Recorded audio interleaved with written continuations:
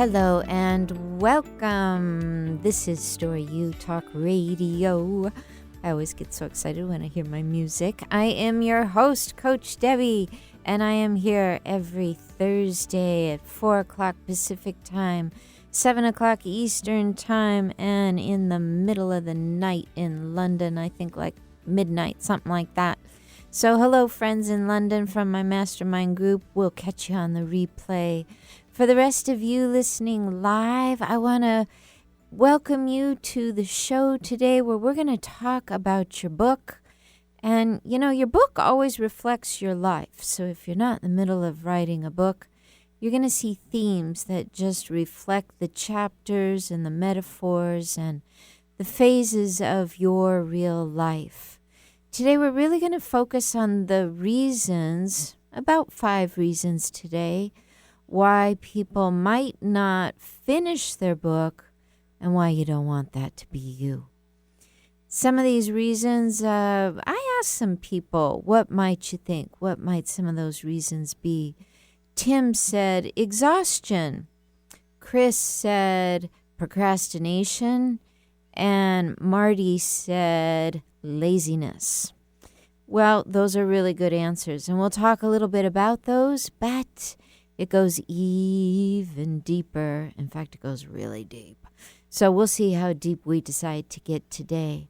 I hope this content serves you, and if you find you have a question, now or later, you can send me a text on Facebook Messenger.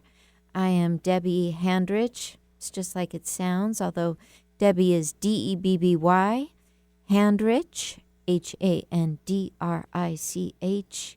You could also send a Facebook message over to Coach Debby. You could also write to my brand new fancy email address, which is askcoachdebby@gmail. askcoachdebby@gmail.com. And Debbie is always spelled Debby. I am happy to take your questions. And Sabrina, you are the first one that wrote in. Thank you for subscribing to my newsletter. It is always lovely to hear from you, Sabrina. So you will be the first person we get to today. Last week, I think we were 40 minutes into the show before I got one single little tiny text. So you guys don't do that again, okay? It makes me nervous. Send me your questions. I get so happy when I know you're here with me and you have things you want to talk about, you want to be coached about. Speaking of which, I am a writing coach. I was an associate professor of writing for 20-some years out at the community colleges here in Seattle, Washington. I taught creative writing, essay writing, mythology, and I wanted to go a little deeper than what you can do with the state. I wanted to bring some spiritual principles to people and really elevate people when it comes to writing their books, especially a book about self-development or something that offers transformation to the reader. I've read hundreds, maybe even 1,000. I should go look. I should look at my library. How many books just on that have I read? And I love them. I keep going back for more and more and more and more and more. For 7 years, I sat alongside Todd Allen, and we interviewed writers and speakers and coaches and entrepreneurs on Life Mastery Radio, and that was so much fun. So I decided to start my own little thing here at KKNW with StoryU Talk Radio, and that's a capital U. You will find it on YouTube, on TuneIn Radio, on Podcast One, on your Apple and iTunes podcasts. I even found it on SoundCloud. So we're up and going. You know it's the new stuff if you're looking at the purple icon. Yes, StoryU Talk Radio with Coach Debby. Thank you for joining me. If you want to call in, if you're the gutsy one, you want to call in. So far we've had Kathy from Kirkland call in, but we have plenty of room for others. Please dial 1-888-298-5569. 1-888-298-5569. And when you call, you will hear the voice of the engineer, and that is Eric Ryder. Say hello to our people today, Eric. Hello, people. Hello, Debbie. How are you? Happy Thursday. Happy Thursday to you. Thanks for being here. Always a pleasure. I hear you're going to take a little tiny trip. Yeah, just going to take a couple days off next week. Try and take advantage of some of the summer weather before it passes us by. Yes. So. Yes. Somehow it is the middle of July. It's really hard to believe, but you are correct. Yeah, we've already passed the halfway point to 2019. I don't get that. I just don't get that. Blows my mind. So yes, you go and have a nice, lovely vacation. Thank you so much. I'm going to go try and sit on a beach and just kind of feel time pass for a minute. Do. I think that's a wonderful, wonderful way to spend time on the beach. Speaking of beaches, my friend, guess who else lives near a beach? I do. In West Seattle, I live right down there on the Puget Sound, and I have a tiny little abode where I can invite you to come to my writing workshops. I offer them in the summer and the fall and sometimes the spring. If you would like to learn more about those workshops, please go to my website at www.coachdebby.com. And you'll find that I'm offering a workshop on journal writings for spiritual junkies. And this helps you go from just journaling and ranting and raving to actually making a lot of inquiry and progress with the ideas on your mind. I also offer memoir writing. That is one of my niche areas of teaching. And I also offer a workshop on writing your speech. My friend Todd Allen and I ran all around to Toastmasters meetings in the Seattle area, Bellevue area, Snohomish County. And I take what you might learn in Toastmasters and I spin it with your story, of course.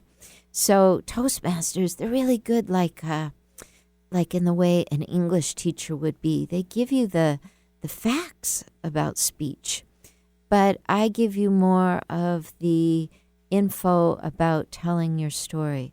And what I find is when you incorporate that, when you really get comfortable with what is your story around a certain topic, you are much more comfortable on stage and in front of people. It flows better. You feel like you know what you're doing, and you have the right to feel that way because you probably do know what you're doing. It's just that nasty little message inside that can kind of get to us when we're not really rehearsed in our story or we're not really confident in it. So I let Toastmasters do what they do best, and then I take people and I help them get in touch and what I would say is fluent around their story. So again, if you're interested, it's www.coachdebby.com. These are one-day workshops right down by the beach in West Seattle. And I promise it's not a noisy beach. It's nice and quiet and quaint, and we get a lot done down there. All right, today we are talking about the reasons that you or I or anyone do not finish the book, the story, the article, the blog, whatever that is, but really the book, the big chapter. Why doesn't it get finished? I want to say hello to the people that are live with us right now. Hello, Sabrina and Hannah. I want to say hello to Michael and Drew. Hello to Jennifer and Lori and Angela. And hello to Annie. Thank you for joining me live today for the show and for letting me know that you are there. That means a lot to me. What are your questions about getting a book finished? And why do you think sometimes people don't? It's true that there are those reasons like, well, we get into procrastination mode, or we get exhausted with life, or we get lazy, or we think our ideas aren't as good as maybe we thought they were before we started writing. There are these basic fundamental reasons why day to day we might put something off or just back out of getting something finished. But I want to remind you, dear reader, that most of you out there that are writing a book or thinking about writing a book, you do have a certain joy and passion about that book. So something small like just being lazy or entertaining the notion that you might have come across a dumb idea or giving into the old habit of procrastinating, those things, my guess, are not going to hold you back for long. I need water here. Thank you. Those things are not going to hold you back for long. They might slow you down. Procrastination has slowed me down for sure. But really, when I think about it, procrastination is just me not admitting at the very moment it's happening that I've got a fear going on. Some sort of fear is up. That's what's going to keep me from finishing a book. Procrastination, it just gives me a timeout. It gives me a day off, an afternoon off, an hour off. But the fear that's driving that procrastination, that can go on and on and on and on and on. That's what needs the attention. And dare I say, it needs your love. It needs you to sort of sit down with it and say, hello, fear. What is it you're really fearing? What's going on? And when you do that, you start to get to the deeper question, the deeper confusion, the deeper issue that is inside of you that procrastination is just so good at covering up. So think about that. If your first answer was, I know what keeps people from finishing their book, it's procrastination. Here's a little exercise. What do you think might be just one fear you have that keeps you from finishing your book? And if you can come up with that in a sentence, just one fear that might keep you from finishing your book, I challenge you to send that in to me and we can talk about that.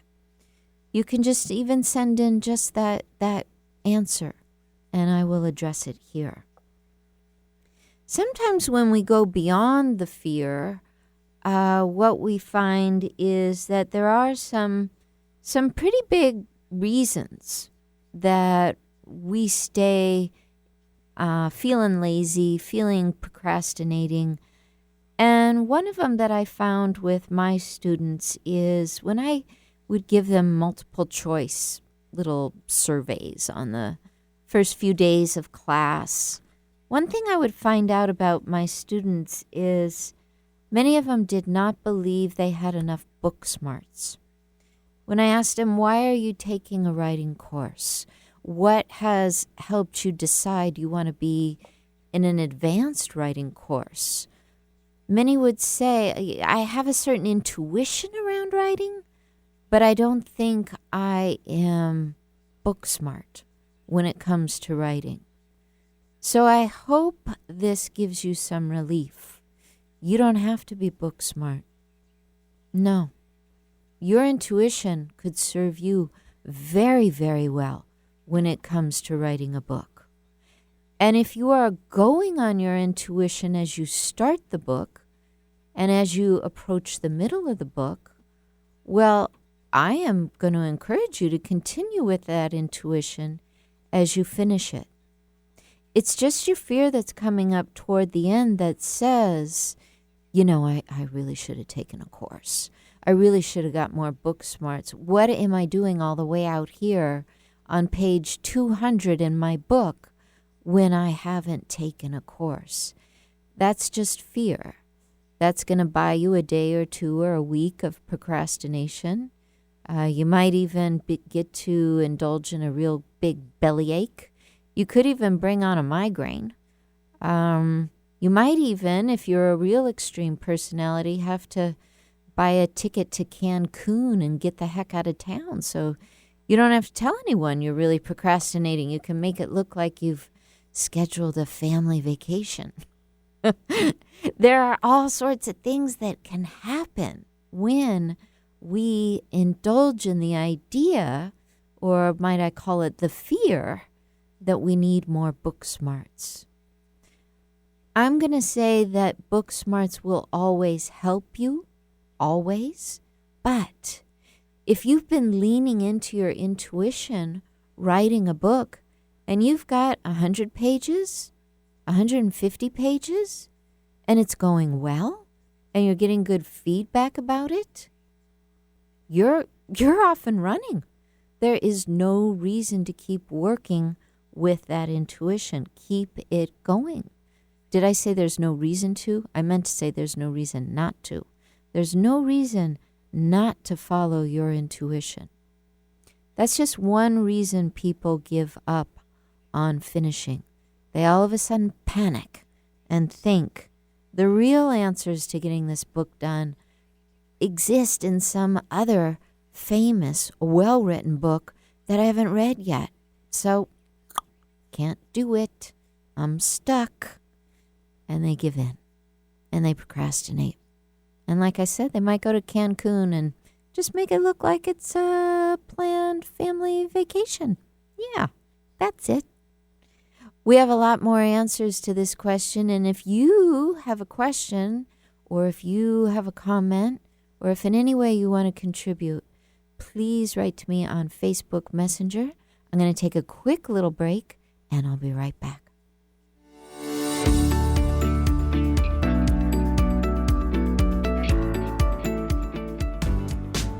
Hi, I'm Kathy Cooper, and every Wednesday from 1 to 2 p.m., I'll be hosting Lost and Found. We'll be discussing all types of losses, but it's not going to be the doom and gloom hour. It'll be an hour of education, support, validation, and yes, we will have a little bit of humor. So won't you join me Wednesdays, 1 to 2 p.m., Lost and Found, because every loss matters, and through every loss, something can be found. My name is Hunter Hayes. I know myself, and I know my buzzed warning signs. One shot is about knowing my limits, or not necessarily knowing my limits. I start with one shot to have a good time. One of the signs that I'm starting to feel a little buzzed is when I start solving not only my own problems, but the entire world's problems.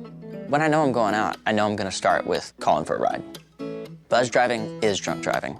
A message brought to you by NHTSA and the Ad Council. Are you ready for something real, raw, upfront, and honest? Then tune in each Wednesday at 2 p.m. right here for Love from the Hip. I am spiritual hypnotherapist, master esthetician, and the host, Sakura Sutter.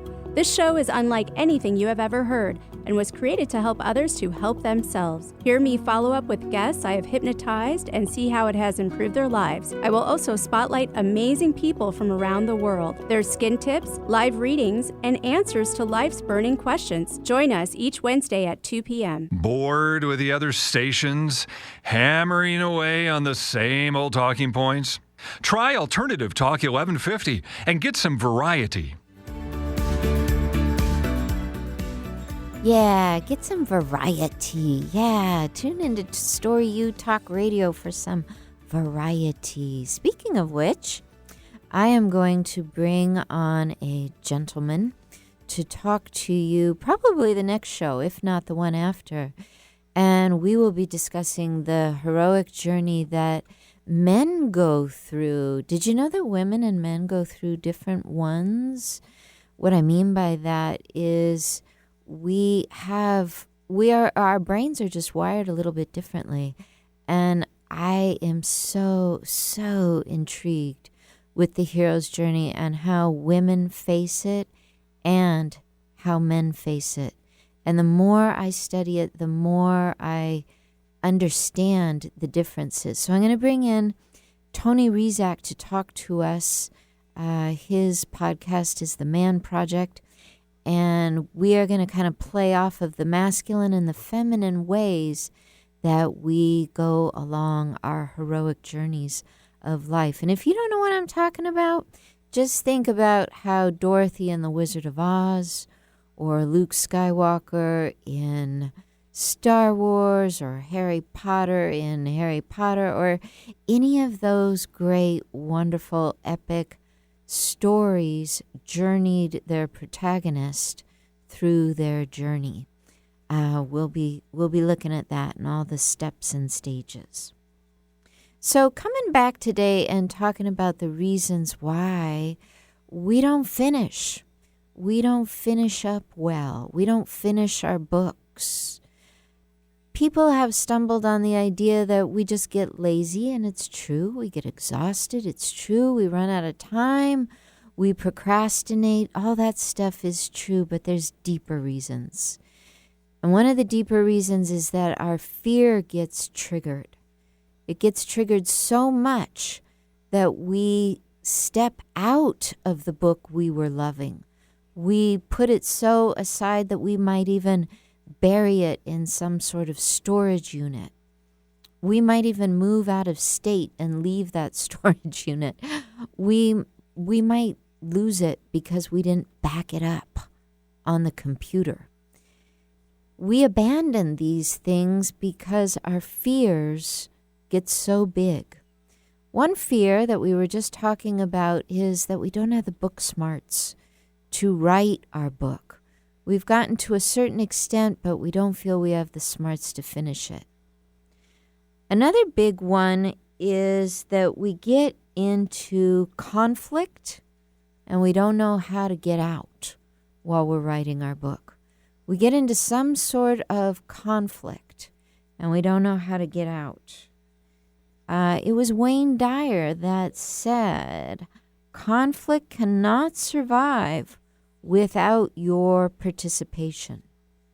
So maybe the conflict is that you're arguing with your editor. Or maybe the conflict is that you've gotten wrapped up in the idea that you need an agent now. You just can't find one that serves your needs. Maybe the conflict is that you're tired of writing and you don't want to admit it to someone. You don't want to admit that you had sketched this year out as the year for your book and you're not going to make it. You're in some big conflict with the timeline. Maybe it's that you thought, and here's a biggie, but it happens over and over again. You thought your book might change the world, and as you're nearing the end, you're worried it won't. You thought that book was going to bring world peace. You've put your heart and you put your soul into it. You've left nothing out. You're thinking all you need is to wrap this up in 30 words. What's that last final thing you're going to leave people with? But the fear has lodged that you're not going to change the world. So what you're dealing with here, my friends, is not what we were talking about earlier, just a fear, but you're starting to see your ego in the mirror. And a lot of people think that an ego is a bad thing. An ego has so many good jobs to do in this lifetime. And one of the things the ego does when you're trying to finish up your book is it stands right smack across from you as if it is actually a mirror. And it says, careful, don't do that. Don't go so fast. Don't make a fool out of yourself. Don't scare yourself. Don't be so irrational. It says all these things. Why? Because it's going to protect you. It's going to protect you from being famous, making money, living out your dreams, serving others, being really impressed with yourself, and all that other good stuff. But it's also going to brace you from the fact that you might not be changing the world. So you have to come back to the truth. And now here's where the ego doesn't serve you, because it doesn't know the truth. All it knows how to do is protect you from your fears. That's it. It just knows how to tell you to sit down and be quiet where you were going to be big and be bold. I have had an ongoing relationship with my ego every single time I've started to write. Every single time I've been in the middle of my writing. Every single time I thought I was getting to the end of the writing. Every single time I've submitted something for publication. Every single time I've withdrew something for publication. Every single little step of the way, my ego has popped up and said, hey, you sure? No, you don't want to go through with that. The ego says it louder than any part of us. Again, because she's here to protect us. She is actually part of the feminine heroic journey. She's what we call the refusal of the call. She gently slips in and says, you don't have to. No one will know if you don't. It's not that big of a deal. She just doesn't want you to be mortified publicly and have to deal with it, because it will be too big for the ego. She won't be able to protect you when that comes. You're going to have to go straight to your soul and your real ability to deal with you. Yeah, you're going to have to really know your story and be standing in your truth. So it is your ego's great mission to make sure you never get yourself in a spot that she can't get you out of. You see how it works? Let me take you to a story. This is submitted by Sabrina. Sabrina was a student of mine Sabrina, maybe you can help me. I think it was about 2 years ago. She's currently living in New York City, and she writes and it admits, I have not finished the book you asked me about because I can't settle on my ending. And to tell you the truth, I've been stuck here for literally a year. So without giving too much of this away, Sabrina has a wonderful story about family and what it looks like when you face alcoholism and recovery. This is something she talks about publicly. She's on what we call a speaker circuit. And she's very, very courageous about this. So I can understand when she says, I've not finished because I can't settle on my ending. I understand this. And Sabrina, what I'm going to say to you right now is don't settle on an ending. Stick with your ending until you love it. And I mean this. Don't settle on an ending. You didn't settle on however many pages you did to get to the ending. I know who your original publisher was going to be. And so you're either writing a book of 208 pages or 267. So somewhere you're approaching that. And I don't want you to settle. So here are some ideas. Idea number 1 is you have to love the ending. You have to love it. The ending has to serve what you set out to do in the beginning. So you might want to step back from the ending of your book and go back to, what was my mission in writing this book? What did I say I wanted to do for humanity when I stepped out into the circuit and started to write this book? What is it that you want people to remember as they put down that book? So there's something heroic going on. I know you know this. And I know the people listening that are in a similar spot know this. You're facing something heroic. You cannot settle. I mean, Luke Skywalker had that big meeting with Yoda, right? Did Yoda allow him to settle? No. We have all kinds of, what would we call them? Yoda Isms? I don't know what to call them really. But they are in our vernacular. You know, don't try, you must do, or whatever it is he says. That there's this idea that you don't just try something out. You risk all. You do it.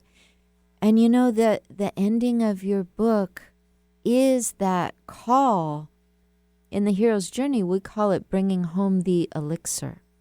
It's when you say, as I circle back to my people, I'm not going to give you a tale that you've heard over and over again, but I might bring you a lesson you've heard over and over again. But this time, I'm going to wrap it up in my story.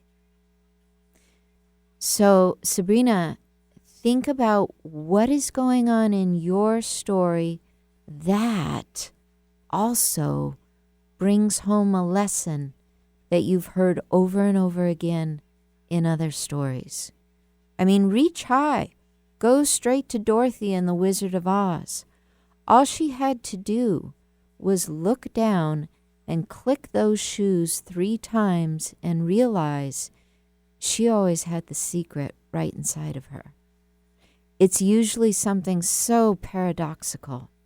Something about, well, as people say when they talk about the hero's journey, it's something about following joy, following our intuition, following something that's really true inside of us. That's your ending. And if you write that, and if you wrap it in the story of your life, you are not settling. Sabrina, I hope this serves you. You are a brilliant writer, and I will not allow you to not finish that book, okay? Just so you know. Thank you for writing in, and I want to hear how it's going. I'm going to give you about 3 weeks, and then I'm going to come and find you, okay? Tell us. Hey, you can circle back here, by the way. If you want to circle back here, if you even want to send me a little excerpt, ooh, oh yeah, good Coach Debby. Send me an excerpt of that ending that you're not settling on, but that ending that allows you to express your joy that you came in contact with as you went through this journey. All right, so that is the assignment for Sabrina. Since we're on to it, let's go to our next texter today.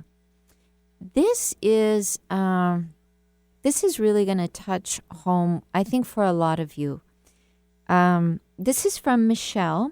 Michelle, I do not know. We are friends on Facebook. And Michelle says, I hope you can help me. I don't know if this is because I'm the only writer in my family or not, but I am very concerned about people's opinions and how they affect me. I'm especially concerned about my husband's feelings about me. We've not been married long. You could almost say that we are still getting to know each other. I'm writing about optimal health. He knows that long before he knew me, I was obese, but I have completely changed. My whole job is wrapped around health care, and the more I study, the more I feel I have a story to share, mostly because I have lost to date 89 pounds. Wow. Before all of this happened, I would have never thought I could write a book, but now I feel like I must. The only thing getting in my way is people's opinions, especially those who knew me when I was 89 pounds heavier. Okay. You're dealing with something really complex. So I'm going to break it down for you just a little bit. 1, you're dealing with a true story. 2, the true story is yours. 3, I can guarantee you are on a heroic journey expressing this story. 4, you are showing the new you, and you are contrasting the old you to let the new you be known. And I'm just kind of doing this off the cuff. But 5, my guess is you're taking big risk. So I don't have that written down, but those are 5 things right off the top of my head that make me think you have very, very, very good reason for having the brakes on as you approach the end of your story. To deal with your dilemma, we have 1 minute before we go to break. I'm going to tell you a little story. All of those 5 things count. And even if you were a published writer at this point, and this wasn't your first book, you'd probably be standing at this crossroad anyway, because we are all afraid of being judged. But really, Michelle, we are afraid that the judgment is going to be even more harsh than the judgment we sometimes play in our head. The truth is, you're still alive. You have withstood every little bit of judgment you have put on yourself up to now. When you were carrying 89 pounds more, you may have had judgments about yourself. You may not yet have been in alignment and realized it doesn't matter what you weigh, you deserve love. But because you have those memories of judgment, you're anticipating how bad it's going to feel when someone gets in front of you and judges you. My coach, Robert Holden, in a mastermind course just several weeks ago, shared with our group. He shared some of the Amazon comments of one of his books. And it's a book that I hope goes down in history right alongside the Bible. I mean, this thing needs to be remembered forever. It is such a good book. And I'll just pump it. It's called Lovability. It is a beautiful book. However, he received judgment. Not many, but a few. A few people went on Amazon, and one person wrote, and Robert put the comment from Amazon up on our Zoom call and mastermind just so we could all see it. One person wrote that his book was like spending time with pink candy cane cone. And we all laughed so hard because his book is really deep, intelligent, and thoughtful. But for the person who is not, the person who's not deep, the person who does not, I'm not going to go off on their intelligence, but let's hit them for their ability to think deeply. The person that just doesn't go there, they're not going to appreciate that the author did. They're just not going to appreciate it. And that's where judgment hangs out. It's in the minds of those that don't appreciate the depth that a writer goes to share their message. So forget about them. Forget about them. They are not your ideal reader. They're never going to pay to come to your workshop. They're never going to invest in your big signature program. They're not your person. They're not. Don't think about them. Know that, again, that's just how the ego protects us. It's how it buys time so that the book can come out later.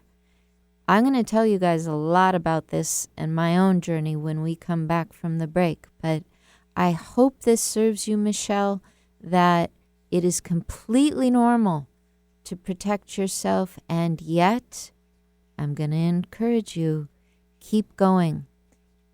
The real fear here is just that the judgment from others will be even more wicked than the judgment you have put on yourself. Stay tuned, my friends. We're going to be right back.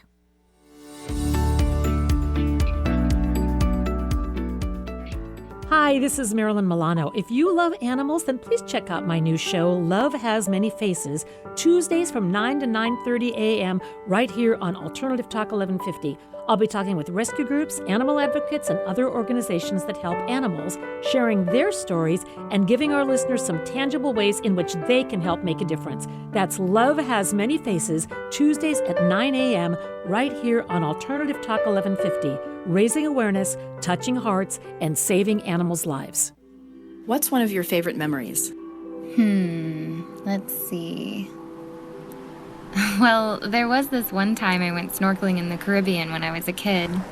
It really just blew my mind. I mean, when you're sitting on the beach, it's so peaceful and you sort of forget there's a whole other world under there just full of all kinds of life.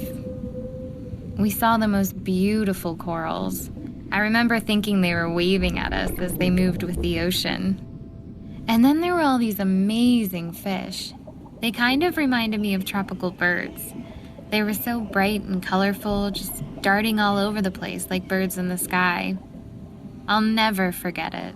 It completely changed the way I look at the ocean. Most of us have a memory of being in nature we'll never forget. Let's protect the world's natural places so more memories can be made for generations to come. Visit worldwildlife.org. Alternative Talk 1150. It's good for what ails you. This statement has not been evaluated by the FDA. Welcome back. This is StoryU Talk Radio, and I am your giggling host, Coach Debby. That was a hilarious commercial. I hope you have enjoyed the first two segments of our show. We're looking at the reasons why we don't finish our stories, and in some cases, we don't even start them. We just hang out with great ideas. There's all kinds of reasons why, and we're going to get to the biggest reason in a moment. Thank you, everyone, for sending in these text questions. I want to make sure I answer them all. So we're going to go to our next one. This comes in from Tim, who is speaking about his son, and says, I heard you mention Toastmasters. My son is 23 years old, and he is the president of his Toastmasters group. Yay! Go, Joseph. His mentor asked him to join a group called Storytellers. Are you sure it's called Storytellers? It might be. I know of a group called Story Weavers, and I happen to go to it every now and then. So I was just curious about that. You say your son has accomplished quite a bit, and you go into his government, community service, work with the food banks, the shelters, and even reading to children at schools. But he believes that just being 23, he doesn't necessarily have that much to share, that his story isn't all that robust yet. And you said here, Tim, maybe he doesn't know where his story will take him along in his life. I have to concur with you. I think that's true. I also was 23 years old when I started doing that sort of thing. I was brand new to community college. All of my friends had my friends that went to college had graduated, and they had their bachelor's degree, and I was 23 and just standing at the doors of community college. And one of the very first courses I took was speech writing. I thought I was going to pass out dead. I thought, what am I doing in this class? I don't want to write speeches. And the first thing they said was, you're going to stand in front of the class and tell a story about yourself for 8 minutes. And I don't know about the rest of you if you believe in reincarnating, but I do think I died and reincarnated at some point throughout that speech. I was so nervous. I was sweating. My knees were shaking. And it was this idea that I don't have a story. I'm only 23 years old. I don't have a story yet. And yet, Tim, you're saying you're aware that your son is offering his time at food banks. He's reading to children. He's involved in government work. I believe he's also in the Air Force. He has stories. There's 4 right there. And if we broke them down, we could really get into the particulars of his story. So here's what I want to offer up. When a person isn't even getting into their story, let alone finishing it, but they're not even getting into their story, it's often because they're looking at too big of a span.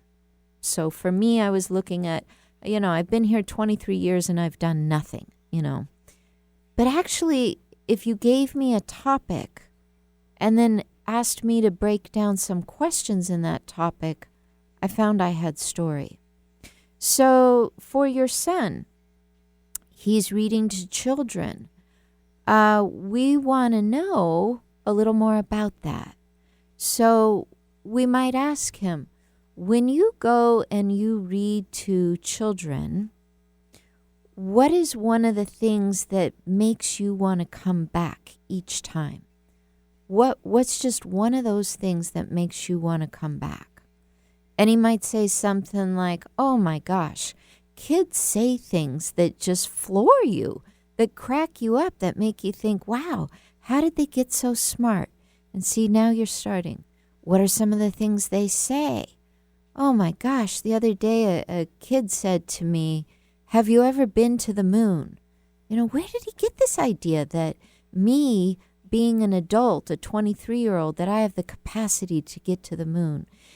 You start someone talking and they just go. You might even, instead of going into something particular, you might step back and say, what is one of your biggest dreams?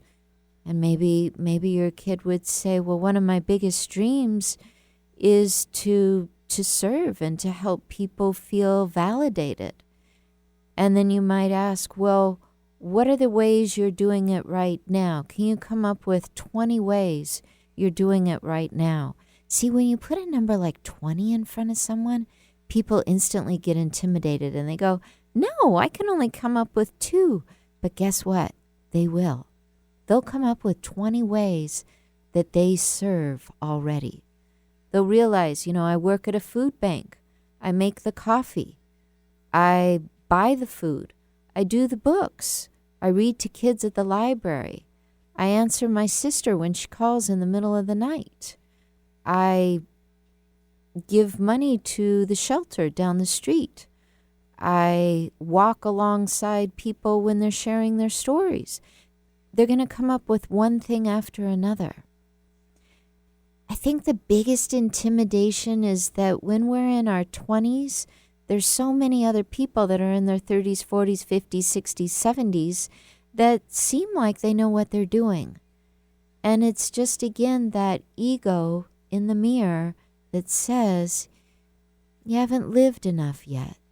You don't have a story, when in fact you do. There might be some place in his earlier life that he could go back to. Maybe it's athletics or music or school clubs or something like that would bring him deeper into his story. The big thing is it's so important to start. It's so important to allow yourself to feel empowered to get in there and start out. And a place like Toastmasters asks you to write a 5 to 7 minute speech. That's what the first, what do we call those? Manuals? That's what the first manual is about, is getting competent speaking for 5 to 7 minutes. And you know what the number one problem is for a new speaker? They can't keep it to 7 minutes once they get started. Their fear is that they're only going to have 7 seconds of something to say. But that's not what happens. They have plenty to say. It's just that they got to start talking. They got to start writing it down. And they'll see there's plenty there. So I hope this serves you, and I hope so much that Joseph continues on his journey as president of Toastmasters and telling his story. I want to get into, I'm going to skip over some of the more basic ones that we were going to talk about today, and I want to get into the biggie, the real biggie, why people don't finish their book. Why people don't finish telling their stories. Why they back away from taking the risk and exposing themselves. And it's going to surprise you. So far, we've talked about some issues around fears. We've talked about the ego and the projections. But this biggie, this last one, it's about grief. And you would think me just saying that I'm talking about stories around death, and I'm not. I'm just saying that when we get honest about our story, there's usually a little bit, if not a lot, of grief that comes up. And we have a hard time moving forward if we don't have the skills or if we don't have the courage to meet our grief. Some of you were here when I offered the story about Carla and her husband Chris, how Chris was serving as a Bellevue Police Department cop, and he had had back pain for a long time. And he was just kind of white-knuckling his way through it until he finally went to the doctor and found out he had stage 4 bone cancer. And it took 10 years beyond his passing before the family really started to talk publicly about that and to really express that story with honor. Why? Because there was grief. But it doesn't have to be a story like that. It could be a story like one of my writers. I'm going to call her Kelly. Kelly was one of my memoir writers, and she identifies as lesbian, and she was writing a fabulous book. And in this book, she was sharing some of her childhood memories of how her mother was very, very much in the closet about being a lesbian herself. And there were incidents when Kelly was just very confused because in the outer world, men and women were together, but in her home life, she saw her mother with women, going on dates with women. And so it was very confusing to her. How come her mother is with a same-sex person, but her mother, being full of shame, didn't explain it. She didn't talk about it, and she didn't acknowledge that these women that were coming to the house were romantic interests. So as Kelly grew and came face to face with her own sexual identification, she did not have the same shame. She accepted herself completely as a lesbian woman. It wasn't until Kelly was writing her memoirs and including stories about her mother and really feeling a lot of empathy of what her mother must have gone through that she got stopped just dead in her tracks. And she came to me at one of our sessions and said, I can't continue with this book. Something's got me. It's got me by the throat. By the way, that whole throat chakra center, for any of you that study this, is the grief center. So whenever a writer says it's got me by the throat, I know they're experiencing some kind of grief. And Kelly said, I can't keep writing. My mother must have gone through so much. She lived her whole life basically in a closet. She never explained anything to me. I figured it all out based on my own orientation, but I don't know how to move forward. And here's the quick answer. We move forward because we have the guts to move through it. We have the guts to face the grief. And we take out a new journal and we write about that. And we find our compassion around that story of grief. It might not be part of what we publish, but in order to keep going, we've got to face it. It could be that Joseph is going through a little bit of this while he's exploring Toastmasters. It could be that Sabrina's exploring a little bit of this, Michelle as well. But I encourage all of you, if it's fear, if it's projection, if it's your ego, stick with it. Hire a coach, keep writing, and keep enlisting yourself. You are on the right path. I hope this has served you, and I'll be back again next week. Namaste.